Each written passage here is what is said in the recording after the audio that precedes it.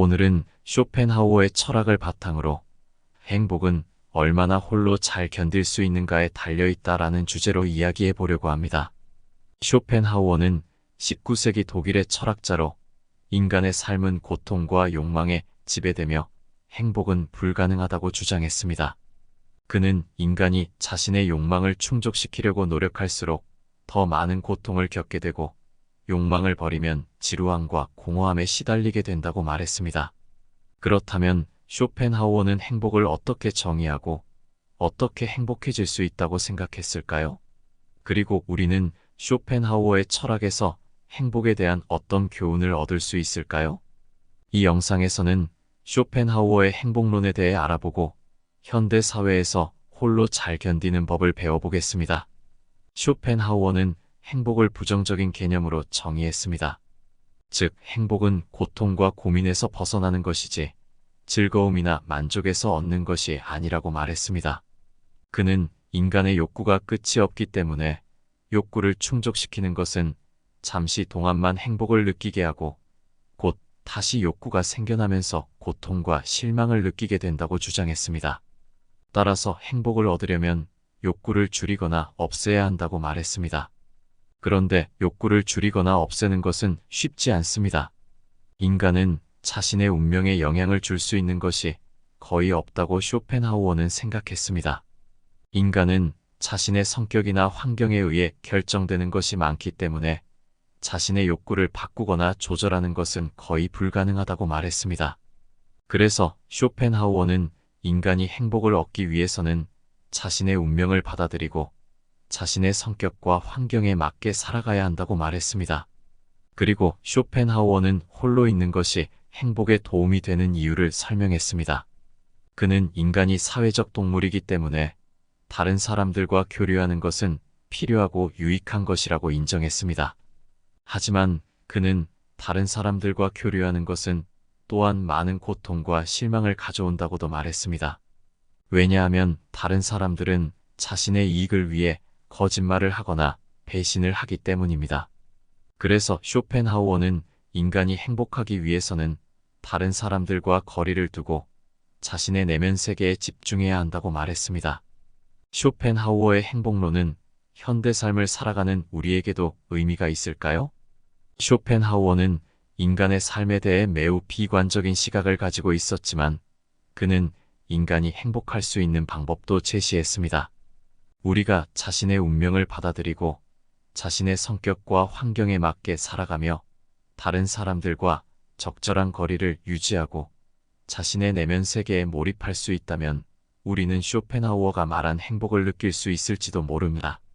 그는 인간이 사회적 동물이라는 것을 부정하지 않았지만 사회적 관계는 종종 인간에게 고통과 갈등을 가져다 주기 때문에 홀로 있는 것이 더 나은 경우가 많다고 생각했습니다.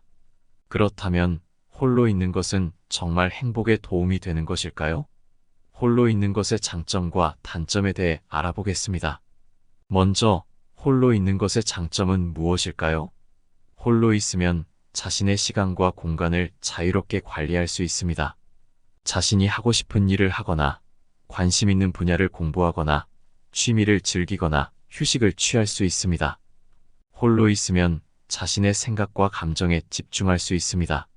자신이 무엇을 원하고 무엇을 느끼고 무엇을 배우고 무엇을 바라는지 등에 대해 깊이 생각할 수 있습니다.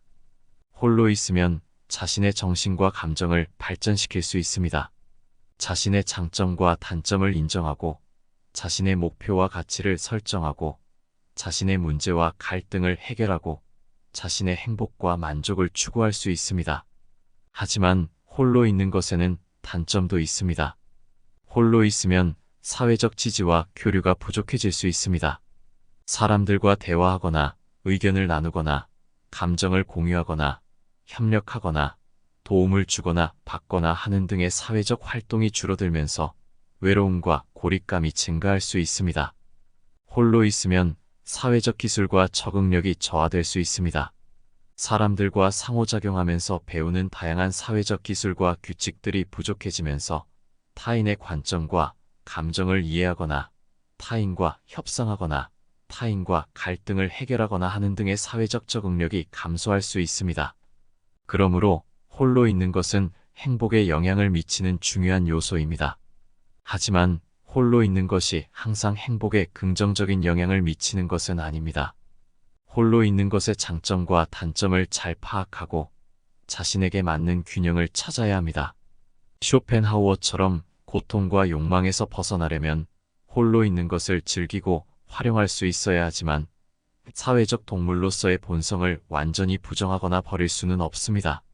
우리는 홀로 있을 때와 사람들과 있을 때 모두 행복을 느낄 수 있는 방법을 찾아야 합니다. 그렇다면 홀로 있으면서도 행복하게 살 수 있는 방법은 무엇일까요?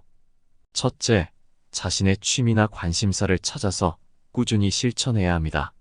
쇼펜하우어는 예술이나 음악이나 문학 같은 것들이 인간의 욕망을 잠시 잊게 해주고 고통을 완화시켜주는 가장 좋은 방법이라고 생각했습니다. 그래서 그는 자신의 시간을 읽기나 바이올린 연주 등에 많이 할애했습니다. 우리도 자신의 취미나 관심사를 찾아서 홀로 있을 때도 재미있게 보낼 수 있도록 하면 좋겠습니다. 둘째, 자신의 목표나 계획을 세우고 이루려고 노력해야 합니다. 쇼펜하우어는 인간의 삶은 의미가 없다고 생각했지만 그렇다고 해서 방관하거나 포기하지 않았습니다. 그는 자신의 철학적인 사상을 세상에 알리기 위해 열심히 저술했고 결국 인정받게 되었습니다. 우리도 자신의 목표나 계획을 세우고 이루려고 노력하면 홀로 있을 때도 보람차게 살 수 있을 것입니다. 셋째, 자신의 감정이나 생각을 기록하거나 공유해야 합니다.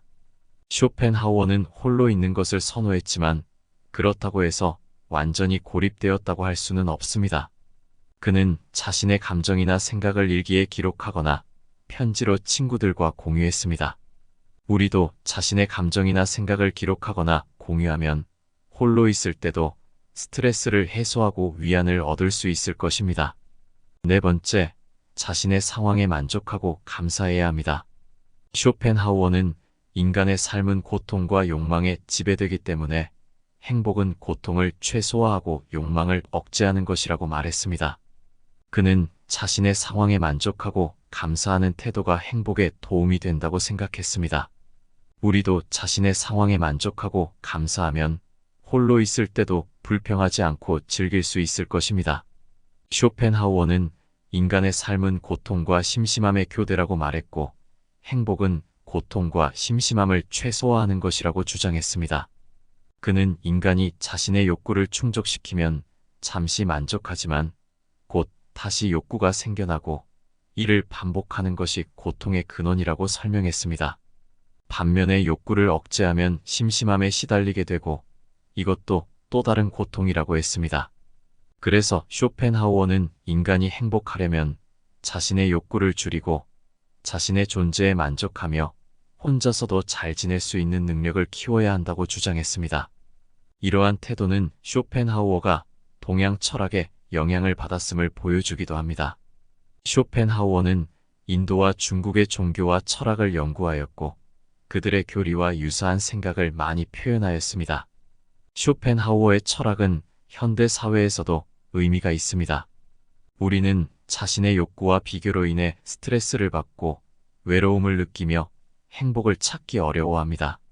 하지만 쇼펜하우어는 우리에게 자신의 존재에 감사하고 혼자서도 잘 지낼 수 있는 방법을 배우라고 조언합니다. 이것은 행복을 외부에서 찾지 말고 내부에서 발견하라는 것입니다. 이렇게 하면 우리는 고통과 심심함을 극복하고 자신만의 행복을 찾을 수 있습니다.